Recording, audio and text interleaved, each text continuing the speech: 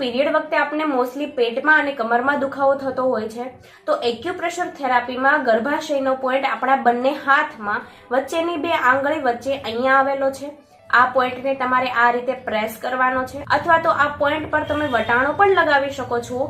મેં આ રીતે પેપર ટેપની હેલ્પથી વટાણો લગાવેલો છે. આ વટાણાના લીધે અહીંયા એક્યુપ્રેશર થતું રહેશે. અને કમરનો પોઈન્ટ બેક સાઈડ એટલે કે હાથમાં પાછળ આ બંને આંગળીની વચ્ચે અહીંયા આવેલો છે. આ સાઈડ તમારે આ રીતે એક્યુપ્રેશર કરવાનું છે, અથવા અહીંયા પણ આ રીતે તમે વટાણા લગાવી શકો છો. મેં 5 વટાણા લગાવેલા છે.